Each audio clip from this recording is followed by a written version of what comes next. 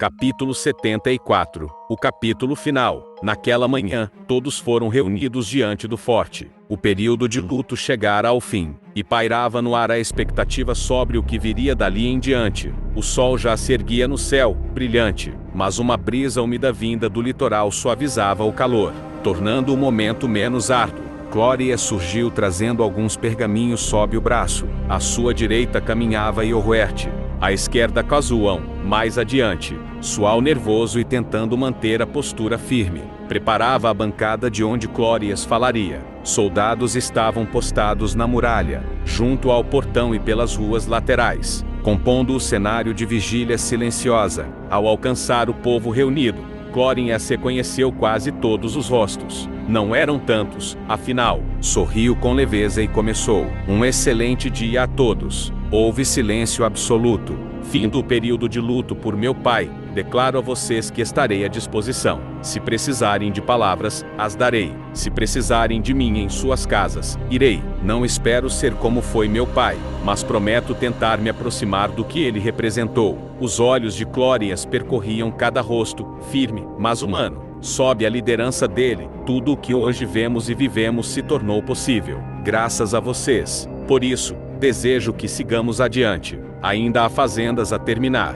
estradas que nos unirão aos povos vizinhos, e edificações que tornarão nossa vida mais segura. Então sua voz ganhou gravidade. Contudo, há algo maior a ser dito. No dia que antecedeu a partida de meu pai, foram encontrados destroços de embarcações romanas, até corpos. Isso nos mostrou que não estamos distantes, nem seguros, da sombra do império. O murmúrio se espalhou entre a multidão. Aqui está nosso limite, prosseguiu Clórias. Se Roma vier, não haverá para onde fugir. Esta terra é nossa morada definitiva. Então devemos escolher, defendê-la, ou entregá-la. Se optarem por entregá-la, lembrem-se de como viemos parar aqui. Lembrem-se do sangue, da dor e do propósito que nos trouxe até este lugar. O silêncio se tornou pesado, até que Clórias ergueu os pergaminhos e declarou: as últimas palavras de meu pai, dirigidas a mim e a meu irmão, foram: se eles vierem, temos de estar preparados. E nossa resposta foi: se eles vierem, estaremos preparados. Ele então abriu os braços diante do povo. E qual é a resposta de vocês? Por um instante, ninguém ousou falar, até que algumas vozes se ergueram: estaremos preparados. Lutaremos por nossa casa. Lutaremos até o fim. Clórias repetiu a pergunta, agora em tom de desafio. Qual é a nossa resposta? E a multidão, unida, bradou em coro: estaremos prontos. Clórias ergueu ambas as mãos pedindo silêncio. Seu olhar se inflamava de propósito. Como primeira medida, construiremos um porto, com quebra-mares e ancoradouros, para receber aqueles que vierem como amigos, e também para suportar os que vierem como inimigos. Mas um porto sem embarcações é inútil. Por isso, proponho a construção de um estaleiro. Começaremos com barcos menores, inspirados nos primeiros de Reims, capazes de navegar por rios e mares. Depois, construiremos embarcações que se aproximem daquelas que outrora nos trouxeram até aqui. Clórias abaixou o tom, como quem sela um pacto. Que comece, então, e lembrem-se, o mundo só se tornará melhor se trabalharmos para torná-lo melhor. Naquela tarde, uma audiência foi solicitada. Clórias aguardava, inquieto, a chegada do visitante, alguém que não via desde o dia da coroação. E eis que ele cruzou os portões. Vestia-se, como sempre preferira, em guerra, sob a cota de malha, uma couraça maciça como aço, gravada com a serpente sob a espada no peito esquerdo, ombreiras de aço revestidas em couro marrom, cinto com fivela que se conectava às lâminas dobráveis que protegiam o abdômen, descendo em pontas estreladas até os joelhos. Botas marrons com listras na caneleira, broquel no antebraço, e a cinta uma espada de cabo dourado e verde musgo, com filigranas de ouro no punho. Era Bartarrotepe. Ioruerte e Kazuão estavam na sala quando ele entrou. Por que está armado? Perguntou Kazuão, desconfiado. Tenho uma audiência com o seu rei, respondeu Bartarrotepe. Nosso rei, corrigiu Ioruerte, firme. Seu rei, retrucou Bartarrotepe. Clórias interveio com serenidade. Kazuão, preciso que supervisione a coleta de madeira para os estaleiros. Ioruerte, há documentos na intendência que precisam de atenção. Os dois se entreolharam, espantados. Mas, Clórias, Vão, por favor. Não há motivo para preocupação. Relutantes, saíram, lançando a Barta-Hotep um último olhar carregado de desconfiança. Clórias rompeu o silêncio. Não recebi seus cumprimentos após a nomeação. Não dei nome algum a ninguém, respondeu Barta-Hotep, frio. Sim, soube da sua relutância em aceitar certos fatos. Sempre o vi como um irmão. Barta-Hotep sorriu com desdém. Ouvi o mesmo de seu irmão. E sabe o que é curioso? Nesse instante, Brida entrou. Barta-Hotep, como está elegante. Um pouco febril, diria eu. Não há guerras há algum tempo, mas eis que se veste para uma. Ela se voltou a Clórias. Está tudo bem, amor? Há algo que eu deva saber? Barta-Hotep desviou o olhar, desconcertado. Clórias, sereno. Está tudo bem, minha querida. Pode nos deixar. Estou em conversa séria com meu amigo. Brida saiu. Barta-Hotep riu com ironia. Amigo? Sim, disse Clórias, firme. Continue. Barta-Hotep se aproximou. Como eu dizia, curioso, você não descende de realeza. Não foi preso, nem torturado. Não enfrentou a escravidão nem a arena, como seu irmão. Não foi celebrado nas margens do Tagus. Nem adornado com trovões, nem aclamado por feitos impossíveis. E, no entanto, aqui está. Não Ezra, não Cesto, não Yohuerte. Você deixou o silêncio pesar. Me diga, como se explica isso? Clórias respondeu com calma. Nada foi planejado por mim. Nada foi pedido, sonhado ou desejado. E, ainda assim, fui incumbido. Diga, se eu tivesse dito não, o que teria acontecido? Quem pode saber? Retrucou Barta-Hotep. Pois é, disse Clórias. Quando uma escolha nos é imposta, não há como fugir.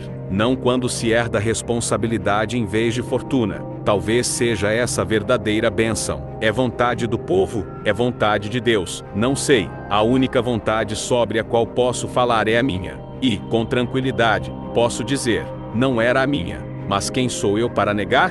Barta-Hotep inclinou a cabeça.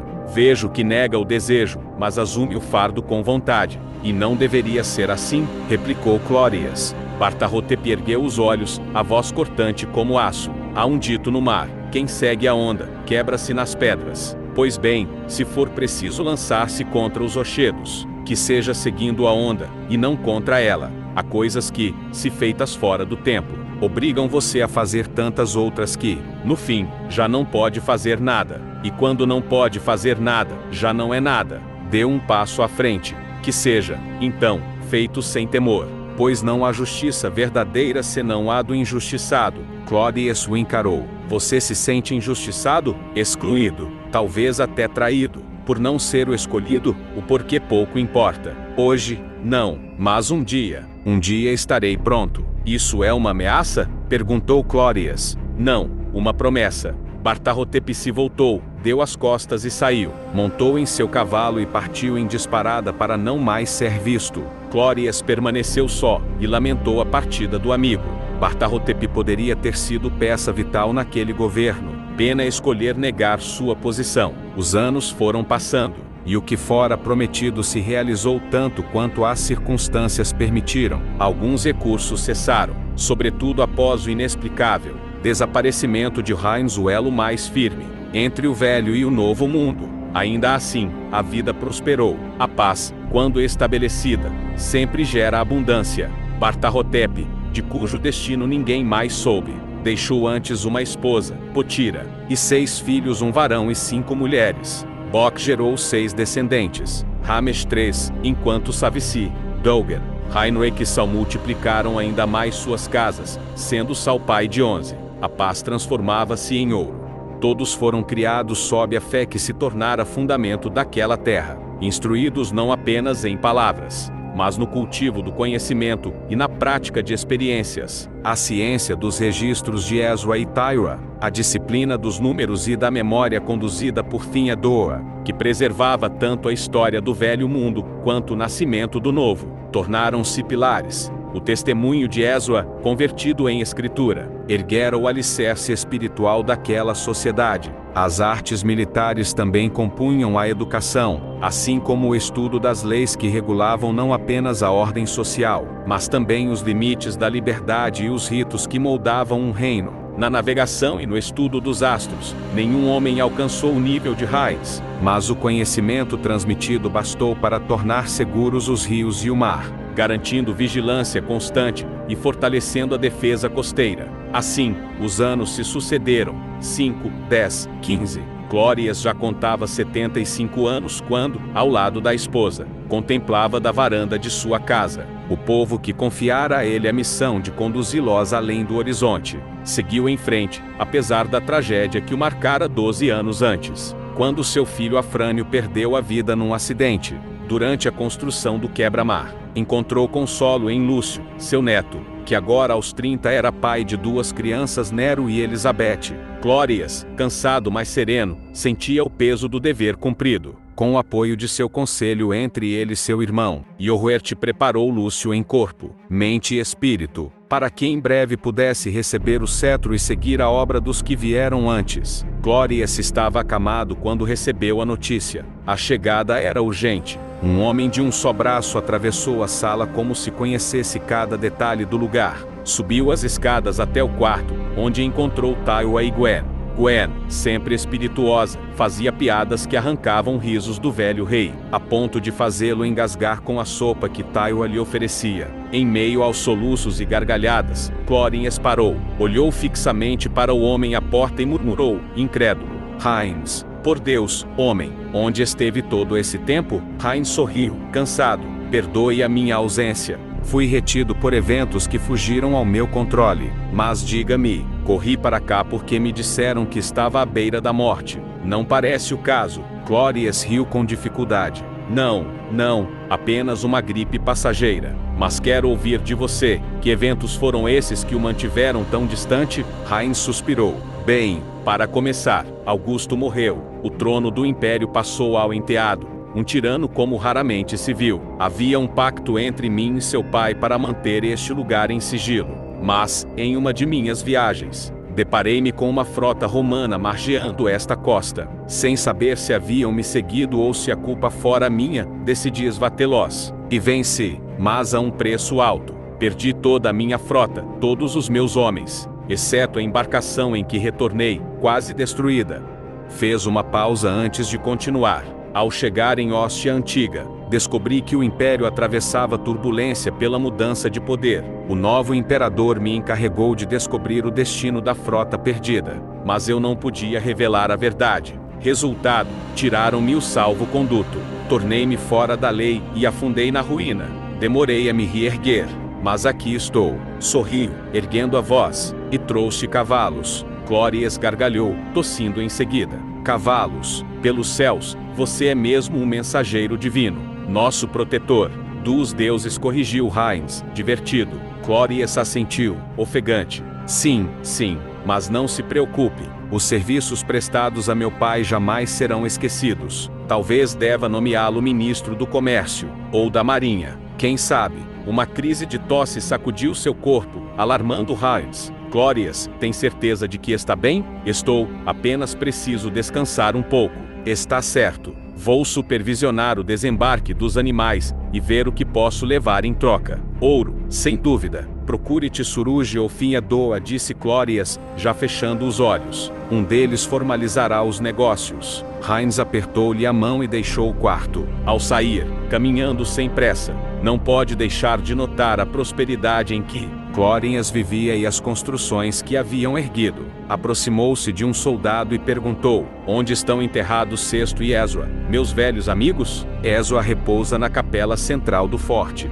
Sesto, no cemitério dos construtores, no mausoléu da família, subindo a avenida principal. Antes de voltar ao porto, Heinz foi prestar suas homenagens, silencioso, diante das sepulturas de seus antigos aliados, parceiros de guerra e de comércio. Inclinou-se em reverência, lembrando-se de tudo o que haviam vivido juntos. A situação de Clórias agravara-se. Em conversa com Iohuerte, Heinz admitira que permaneceria por algum tempo, à espera do desfecho inevitável daquele infortúnio. O dia fatídico chegou em silêncio. Brida cochilava à cabeceira do leito quando percebeu que o rei já não respirava. Sem últimas palavras, sem derradeiras ordens, Clórias partira em paz, ao lado de sua amada. Na manhã seguinte, Iohuerte e Casuon foram chamados. Como acontecera com Sesto, o corpo seria preparado e levado ao forte Ezra, onde receberia as honras fúnebres de seu povo. Todos estavam reunidos, e Lúcio já se dispunha a iniciar os rituais. Quando algo inesperado aconteceu, Bartarrotep desceu pela avenida montado em seu cavalo, trajando roupas simples, mas seguido por 200 homens armados que avançavam em fileiras, com disciplina exemplar. Postaram-se diante do forte, impondo silêncio entre os presentes. Rain sacou a espada, e cerca de 30 estrujos juntaram-se a ele, prontos para defender o local. Soldados na muralha moveram-se para fechar os portões. O clima de combate era inevitável, até que Cozuão, ao lado de Nefrete, avançou e ergueu a mão. Você voltou, irmão, disse Nefrete, a voz firme apesar da dor. Mas pergunto, cometeria um ato tão desrespeitoso num momento como este? Bartarrotep ergueu as mãos em sinal de paz. Acalmem-se, não viemos para a guerra, digam-me, a quem vão sepultar? Nosso rei, Clórias. As palavras caíram como ferro em brasa. Bartarrotep desmontou às pressas, correu até o caixão e, em desespero, tombou sobre ele. Como se atreve? Gritou, batendo as mãos sobre a madeira. Como se atreve a partir sem me dar a chance de me redimir? Eu trabalhei tanto para provar que estava certo, mas hoje vim dizer que estavam certos. As lágrimas escorriam-lhe pelo rosto enquanto falava, a voz embargada pela culpa. Quando deixei este lugar, cavalguei 40 dias rumo ao oeste.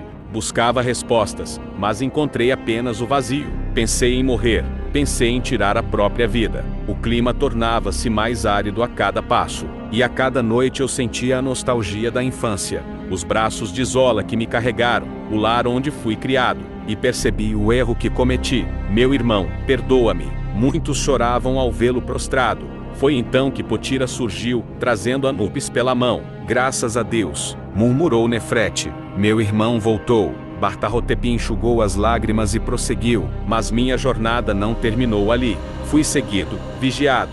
Meu cavalo tombou de exaustão, e precisei deixá-lo. Sozinho, faminto e sedento, abandonei a armadura pelo caminho, até desfalecer. Quando despertei, estava numa caverna, rodeado por desenhos ancestrais gravados na pedra. Um povo antigo me salvara e cuidara de meu cavalo. Ele ergueu os olhos, firme. Dias se passaram. Observei sua vida dura, sua morte constante, e ainda assim sua resistência. Percebi que nosso conhecimento de agricultura, de pecuária, de técnicas de subsistência, poderia ajudá-los. Mas aquelas terras são áridas demais. Exigem um modo de vida diferente.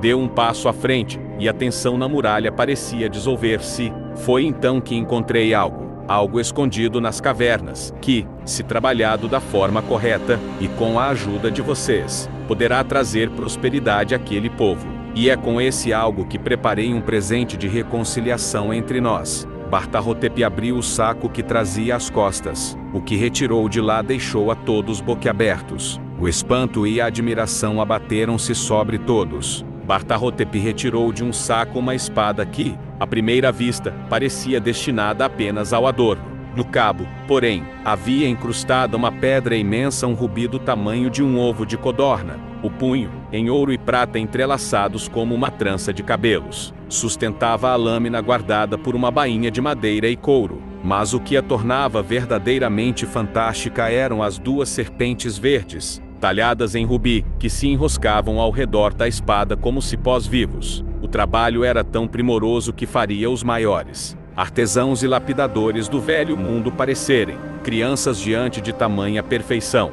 Com solenidade, Bartarrotep pousou a espada sobre o peito de Clórias, pediu-lhe perdão em voz baixa, e beijou-lhe a face. Depois voltou-se para Potira e seus filhos, abraçou-os um a um, pedindo-lhes também perdão. Repetiu o gesto com Cozual e Nefrete, antes de apertar a mão de Ohuerte, gesto que se transformou em um abraço silencioso. Por fim, retornou a Cozuão, tocando levemente um bracelete em seu braço. Eu tenho sua permissão? Cozuão apenas ergueu o braço, permitindo, em silêncio. Bartarrotep então dirigiu-se ao caixão de Clórias, desenrolou um pergaminho e, com voz firme, começou a proclamar: no 21º dia do 5º mês, do ano 31 da subida do profeta. Declaro publicamente o falecimento de nosso rei, sendo dever da guarda e do povo garantir a sucessão. Digo como porta-voz de ambos: subiu aos céus nosso rei, e que seja eterno o seu reinado através de sua descendência. E como acontecera da última vez,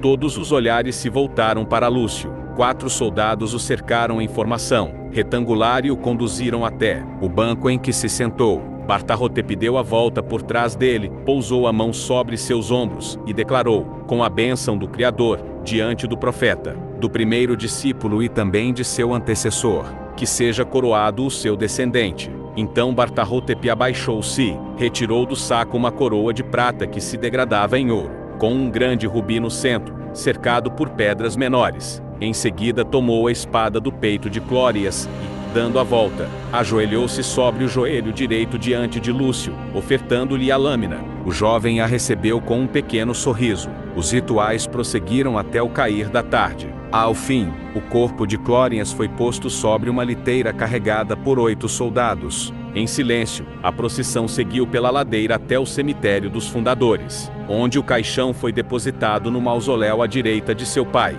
As portas foram fechadas, e todos permaneceram em oração por longas horas. Quando a noite já se aproximava, Barta-Hotep desceu a ladeira ao lado de Heinz. Conversaram em voz baixa. Essas gemas, no velho mundo, comprariam cidades inteiras. Comentou Heinz, reis matariam por pedras assim. Da próxima vez que vier, traga cavalos, mulas e gado, respondeu Barta-Hotep, firme. Mas, por agora, o que meu povo precisa é comida, toda a que puder nos fornecer. Mais adiante, Lúcio caminhava abraçado à avó, e de mãos dadas com sua esposa, Brigide. Seu coração ainda estava pesado de luto, mas sua mente já buscava o futuro. O primeiro projeto que desenhou em pensamento foi uma ponte sobre o rio Pirapama, que permitiria contato direto com os potiguaras. Não sabia, contudo, que manter-se deste lado do rio fazia parte de um tratado de paz de 30 anos. Do alto das muralhas do Forte Ezra, um olhar silencioso os acompanhava.